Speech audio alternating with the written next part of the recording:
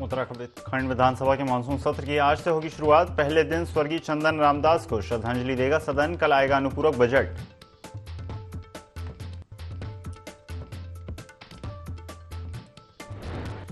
बागेश्वर उपचुनाव के लिए वोटिंग जारी। 1,18,264 मतदाता करेंगे मतदान। 172 पोलिंग सेंटर बनाए गए। बीजेपी और कांग्रेस में सीधी टक्कर।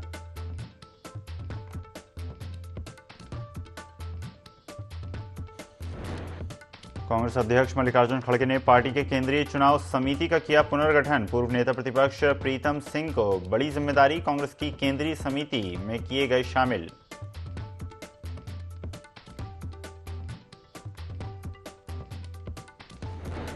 देहरादून पुलिस ने ठगी का किया खुलासा। स्पेशल 26 की तर्ज पर चोरी की घटना को दिया जा रहा था अंजाम। आरोपियों के पास से चोरी की रकम भी बरामद।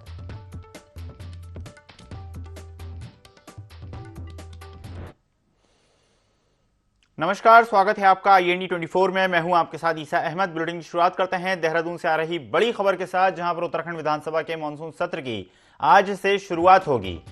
पहले दिन सबसे पहले स्वर्गीय चंदन रामदास को श्रद्धांजलि दी जाएगी। इसके बाद विधानसभा में पेश होगा कल 11,000 करोड़ का अनुपूरक बजट। राज्य आंदोलनकारियों के क्षैतिज आरक्षण का विधेयक भी होगा पेश। विपक्ष ने सत्ता पक्ष को घेरने की रणनीति बनाई है।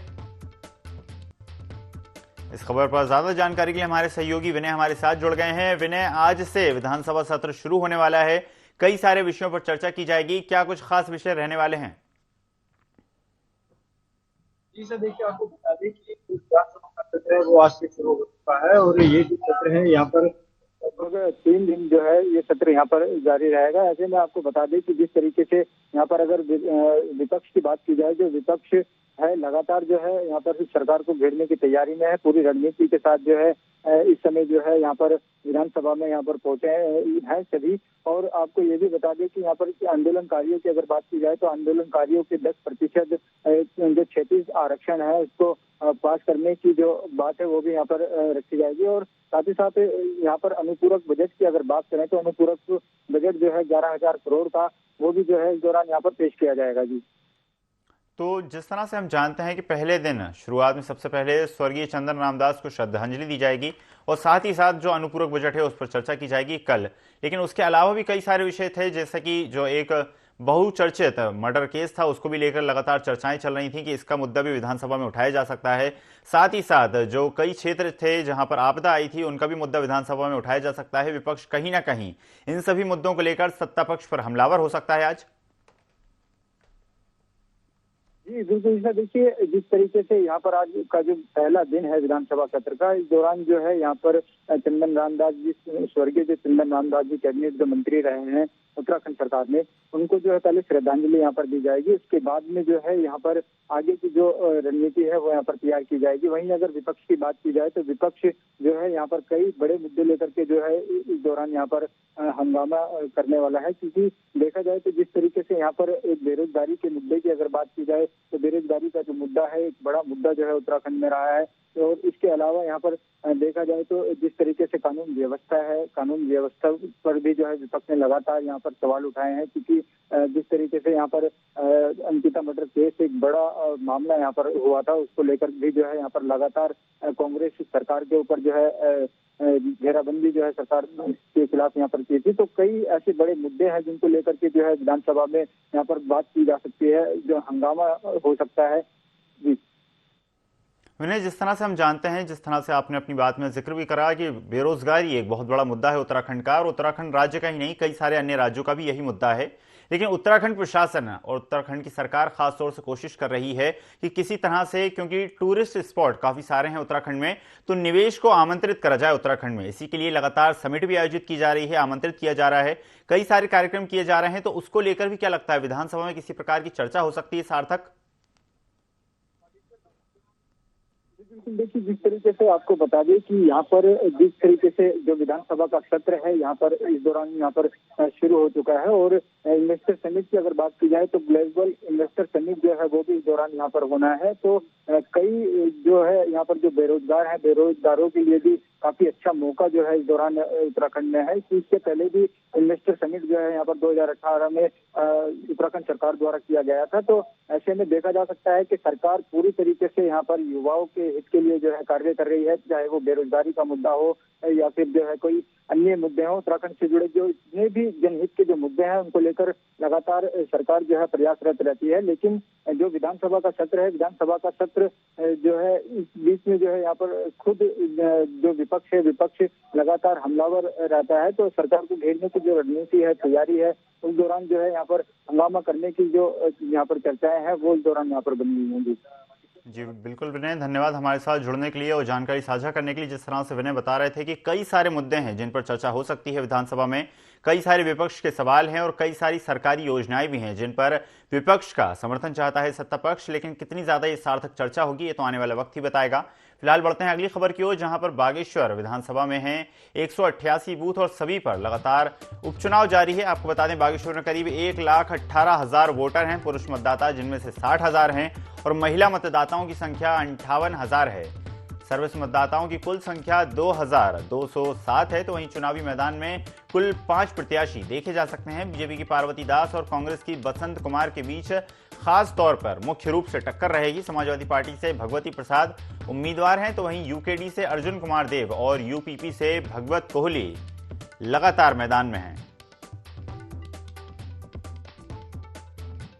पोलिंग बूथ पर मतदान शुरू होना है, तो हमारा सभी जगह लगभग मतदान स्टार्ट हो गया है।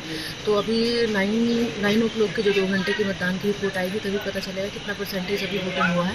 अभी कोई स्थिति आज सच नहीं है कि हमारा कोई भी कहीं पर भी किसी भी बूथ पर कोई इशू नहीं है। सब जगह फ्लॉलेसली मतदान अच्छे से चल रहा है और यहाँ इस वाले बूथ पर जिस पर मैंने दिया है तो काफ़ी अच्छा टर्नआउट है। अभी तक 7% के आसपास टर्नआउट है। लगभग 639 यहाँ पर वोटर्स रजिस्टर्ड हैं। अभी तक हमारा लगभग 94 के आसपास वोटिंग हो चुका है। तो इस तरह अन्य बूथों पर भी होगा। तो एक बार ये 9 o'clock का जब रिपोर्ट आएगा तब पता चलेगा कि क्या टर्नआउट है। बागेश्वर उपचुनाव की आज वोटिंग प्रक्रिया जारी है और इस पर अभी पूरे मतदाता अपने घरों से आके वोटिंग प्रक्रिया कर रहे हैं और इसमें कि सुबह 7 बजे से अभी तक की वोटिंग प्रक्रिया जो है वो 10.2% आकी गई है। और जिसमें देखने का विषय ये होगा कि शाम को 5 बजे तक कितना परसेंटेज वोटिंग प्रक्रिया होगी। और पिछले बार जो 2022 का चुनाव था उसमें 60% के लगभग वोटिंग हुआ था। और अभी जो आज का वो है तो आज राजकीय इंटर कॉलेज बालिका वहाँ भी डीएम द्वारा वोटिंग की गई और उसमें उनका भी ये कहना है कि करीब 85% तक का वोटिंग होना चाहिए बागेश्वर में, क्योंकि पिछले बार कम हुआ था। चलिए, तो इस खबर पर ज्यादा जानकारी के लिए हमारे सहयोगी विनय हमारे साथ जुड़ गए हैं। विनय, जिस तरह से हम जानते थे कि उपचुनाव आने वाला था और जिसको लेकर कई सारी तैयारियां चल रही थी और आज वो दिन आ गया है जब उपचुनाव हो रहा है। अब इस बीच कांग्रेस पार्टी ने भी कई गंभीर आरोप लगाए थे कि पक्षपात किया जा रहा है, और क्या इस वक्त स्थिति वहां पर देखी जा सकती है? जी बिल्कुल। इसे देखिए, आपको बता दें कि बागेश्वर का जो उपचुनाव है इस दौरान जो है काफी यहाँ पर विपक्ष ने सवाल भी यहाँ पर खड़े किए थे कि सरकार जो है पूरी तरीके से फेल है। और बागेश्वर का जो उपचुनाव है उसमें जो है उन्होंने अपना बसंत कुमार जो कि कांग्रेस के जो कैंडिडेट है उनको उन्होंने यहाँ से तैयार किया था। इसी के साथ साथ आपको ये भी बता दें कि जिस तरीके से यहाँ पर बीजेपी ने हाल ही में जो है एक ज्ञापन भी यहाँ पर निर्वाचन अधिकारी को सौंपा था कि जो है उनकी यहाँ पर अनदेखी की जा रही है, बीजेपी को जो है यहाँ पर इस तरीके से पीड़ित किया जा रहा है। तो कई ऐसी चीजों को लेकर के जो है उन्होंने यहाँ पर ज्ञापन भी जो है निर्वाचन अधिकारी को दिया था और मिली भगत का आरोप जो है उन्होंने इस दौरान यहाँ पर केंद्रीय पर्यवेक्षक जो है उन पर यहाँ पर लगाया था। तो इसके बाद की अगर स्थिति की बात की जाए तो आज सुबह से ही जो है यहाँ पर बागेश्वर की अगर बात करें तो बागेश्वर में उपचुनाव को लेकर के मतदान जो है वो यहाँ पर जारी है। और स्थिति जो है अभी तक की 9 बजे तक की अगर जो बात की जाए तो 10% जो है वोटिंग वहाँ पर हो चुकी है। तो इसके अलावा देखा जाए तो बागेश्वर में करीब 1,18,000 वोटर हैं और पुरुष मतदाता 60,000 और महिला मतदाताओं की जो संख्या है वो 58,000 है। साथ ही साथ आपको ये भी बता दें कि सर्विस मतदाताओं की कुल संख्या जो है वो 2207 यहाँ पर है और कुल 5 प्रत्याशी जो है वो यहाँ पर चुनावी मैदान में है। जी, तो विनय, फिर क्या अनुमान लगाया जा रहा है कि उपचुनाव में जनता का कितना उत्साह जनता के अंदर देखा जा सकता है उपचुनाव को लेकर, और क्या लगता है इस बार जितना पिछली बार हुआ था मतदान उससे क्या ज्यादा मतदान होगा या फिर इस बार उससे कम मतदान होगा? जी बिल्कुल, देखिए पिछले बार की अगर बात की जाए तो पिछले बार को ना देख करके यहाँ पर जो है इस बार की अगर बात की जाए तो क्योंकि जिस तरीके से चंदन रामदास जो कि कैबिनेट मंत्री भी रहे हैं और वहाँ से 4 बार विधायक भी रहे हैं, उनकी छवि भी काफी अच्छी जो है बागेश्वर से रही है। विकास कार्य जो है उस दौरान यहाँ पर चंदन रामदास द्वारा जो है किए गए हैं। तो कहीं ना कहीं देखा जाए तो जिस तरीके से पार्वती दास जो उनकी पत्नी है, उनको यहाँ से टिकट मिला है और उनको यहाँ पर पूरी तरीके से जो वहाँ की जनता है वो सराह रही है और मतदान करने के लिए जो है लगातार वहाँ पर पहुंच रही है। जी धन्यवाद विनय, हमारे साथ जुड़ने के लिए और जानकारी साझा करने के लिए। चंद्रयान 3 की सफलता के बाद उत्तराखंड में भाजपा ने इसरो के वैज्ञानिकों का आभार व्यक्त करने का फैसला लिया है। इसके तहत भाजपा पंचायत स्तर पर वैज्ञानिकों का आभार जताएगी। भाजपा प्रदेश मीडिया प्रभारी मनवीर चौहान ने कहा कि चंद्रयान व सूर्य मिशन के वैज्ञानिकों की सफलता के लिए पार्टी पंचायत स्तर पर आभार कार्यक्रम का आयोजन करेगी। वैज्ञानिकों की उपलब्धि ने पूरी दुनिया में देश का नाम रोशन किया है। ऐसे में वैज्ञानिकों का आभार जताकर उनका उत्साहवर्धन करने का निर्णय लिया गया है। इसके लिए पार्टी ने सभी निगमों, जिला पंचायतों, नगर पालिका, नगर पंचायत और क्षेत्र पंचायत स्तर पर कार्यक्रम करने का निर्णय लिया है। वैज्ञानिकों ने देश को पूरी दुनिया में नाम रोशन किया है और इसके लिए हम सभी वैज्ञानिकों का भारतीय जनता पार्टी की ओर से आभार व्यक्त करते हैं और बधाई देते हैं कि पूरी दुनिया में अंतरिक्ष के क्षेत्र में हिंदुस्तान का नाम सबसे ऊपर है और चंद्रयान 3 की जो उपलब्धि हमारे देश की है ऐतिहासिक है और चंद्रमा के दक्षिणी ध्रुव पर पहुंचने वाला पहला देश हमारा देश है। इसके लिए सभी वैज्ञानिकों का बहुत महत्वपूर्ण योगदान है। इसके लिए भारतीय जनता पार्टी पूरे ग्राम पंचायत स्तर पर वैज्ञानिकों के प्रति आभार व्यक्त करेगी और निश्चित रूप से इससे अन्य लोगों को भी प्रेरणा मिलने वाली है। उत्तराखंड विधानसभा का मानसून सत्र आज से शुरू होगा, जिसको लेकर नेता प्रतिपक्ष यशपाल आर्य ने कटाक्ष करते हुए कहा कि बीते 2 साल में सदन सिर्फ 12 दिन चला। इस बार भी सदन सीमित है। उन्होंने आगे कहा कि आनन फानन में सत्र आहूत हो रहा है। सदन में आपदा से जुड़े नुकसान का मुद्दा सदन में उठाया जाएगा। देखिए, सत्र बहुत सीमित है। पिछले 2 वर्षों में चाहे वो एनुअल बजट हो चाहे सप्लीमेंट्री बजट हो, 2 वर्षों में मात्र 12 दिन सत्र चल पाया है। आहूत किया और अनिश्चितकाल के लिए स्थगित हो गया। और कल से शिक्षक दिवस है, बागेश्वर का उपचुनाव है। उत्तराखंड के पूर्व सहकारिता मंत्री बिशन सिंह चुफाल ने नैनीताल दुग्ध संघ का दौरा किया, जिसमें उन्होंने आंचल दुग्ध प्लांट के उत्पादों की गुणवत्ता और रखरखाव की जानकारी ली। इसके साथ ही उन्होंने दुग्ध उत्पादकों को और अधिक विकसित करने के लिए सरकार से हर संभव मदद दिलाने का आश्वासन दिया।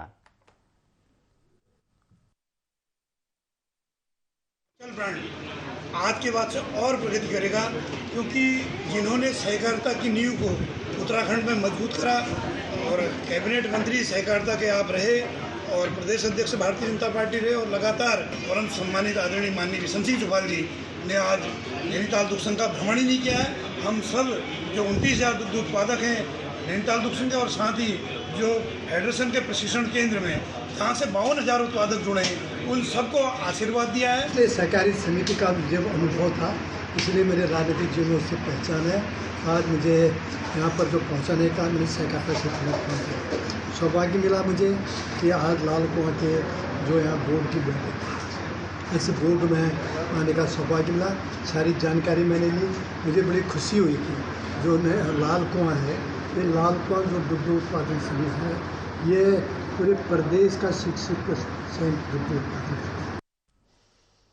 बागेश्वर उपचुनाव को लेकर निर्वाचन आयोग ने अपनी सभी तैयारियां पूरी कर ली हैं। मुख्य निर्वाचन अधिकारी डॉक्टर वी षणमुगम ने कहा कि बागेश्वर उपचुनाव में 1,18,000 मतदाता अपने मताधिकार का उपयोग करेंगे। इसमें 60,000 पुरुष मतदाता हैं, जबकि महिला मतदाताओं की संख्या 58,000 है। वहीं सर्विस मतदाताओं की संख्या 2,207 है। बता दें कि बागेश्वर उपचुनाव में 5 प्रत्याशी मैदान में हैं, जिसमें बीजेपी से पार्वती दास और कांग्रेस से बसंत कुमार चुनाव लड़ रहे हैं। बागेश्वर उपचुनाव के संबंध में आज हम लोग प्रेस ब्रीफिंग बुलाए थे। हमारा टोटल मतदाता है 1,18,264 मतदाता है। इनमें से 60,076 पुरुष, 58,188 महिला है और सर्विस मतदाता है 2,207 और पीडब्ल्यूडी मतदाता है 1356। देहरादून के विकास नगर में एक युवक ने नदी में कूदकर आत्महत्या कर ली। आत्महत्या से पहले युवक ने एक वीडियो भी बनाया जिसमें युवक ने अपने रिश्तेदारों पर आत्महत्या के लिए उकसाने का आरोप लगाया। साथ ही साथ विकासनगर कोतवाली में एक सिपाही पर भी घूस लेने का आरोप लगाया। मामले में एसएसपी दिलीप सिंह कुंवर ने जिस पुलिसकर्मी पर आरोप लगे उसे लाइन हाजिर किया है। वहीं मामले में जांच जारी है।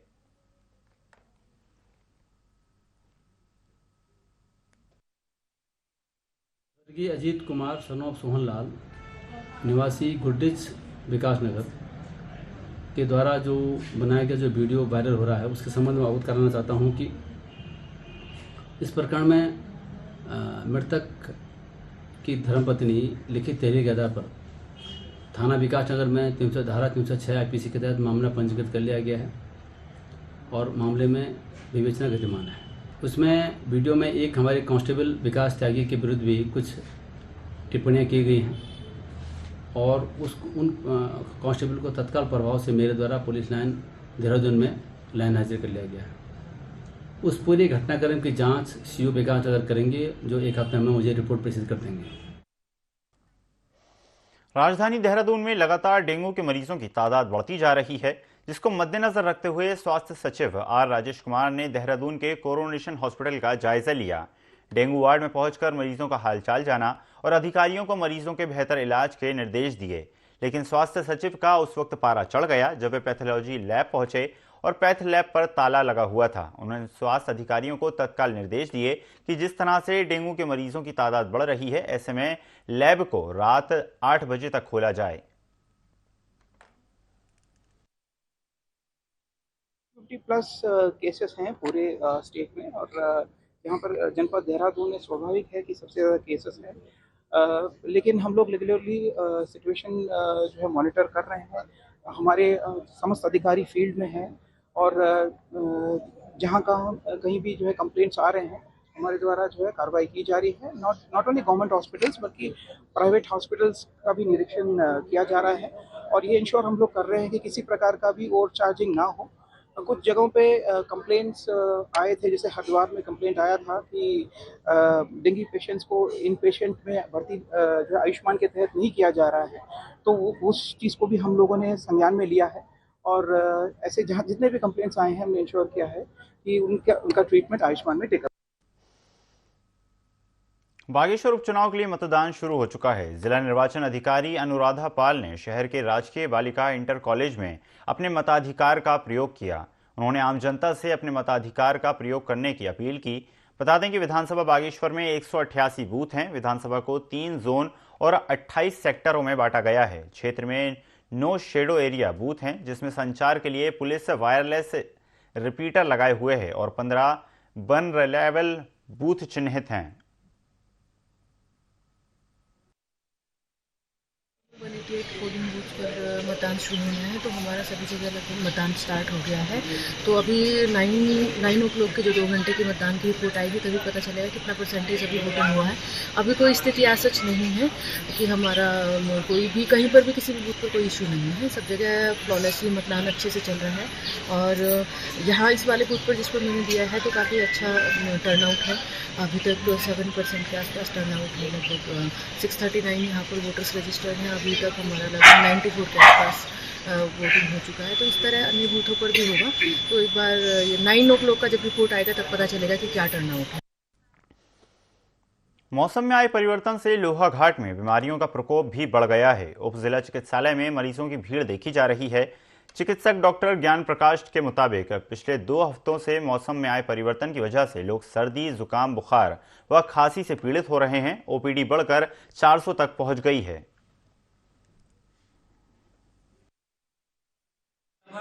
इधर 2 हफ्ते से मौसम अचानक से चेंज होने के कारण खांसी जुकाम और बुखार के मरीजों की संख्या बहुत बढ़ गई है। और जैसा कि नीचे मैदानी क्षेत्र में डेंगू का भी प्रकोप बहुत तेजी के साथ है, लेकिन अभी अपने लोहाघाट क्षेत्र में तो ऐसी कोई समस्या नहीं, इसलिए मरीजों को कोई भी घबराने की दिक्कत नहीं है। किसी प्रकार की खांसी जुकाम बुखार आता है, अपने से दवाइयां न लेकर के अपने नज़दीकी अस्पताल में या तो लोहाघाट अस्पताल में आकर के किसी चिकित्सक से संपर्क करने के बाद ही दवाइयां लें। मौसम चेंज हो रहा है, दिन में तो गर्मी हो रही, लेकिन सुबह में और शाम में ठंडी आ जा रही है, तो जब भी बाहर निकलते हैं तो गर्म कपड़े जरूर साथ में रखें। गर्मी से आने के बाद में अचानक से ठंडा पानी नहीं पीना है और खाने में खासतौर से उबला हुआ पानी पीना और ताज़ा खाना खाना। और लगभग हमारे पास तो 200 के आसपास के दैनिक में मरीज आ जा रहे हैं, लेकिन हमारी जो टोटल ओपीडी है वो 300-350 से ज़्यादा की हो जा रही है। उधम सिंह नगर के जसपुर कोतवाली क्षेत्र अंतर्गत पूरनपुर गांव में एक युवक ने फांसी लगा ली। ग्रामीणों ने पुलिस को इसकी सूचना दी। मौके पर पहुंची पुलिस ने शव को पोस्टमार्टम के लिए भेज दिया। पुलिस क्षेत्राधिकारी काशीपुर वंदना वर्मा ने बताया कि नादेही चौकी क्षेत्र के गांव पूरनपुर निवासी एक 20 वर्षीय युवक ने फांसी लगाई है, जिसमें पुलिस मौके पर पहुंच गई और कार्रवाई शुरू कर दी। पुलिस मामले की जांच में जुटी हुई है।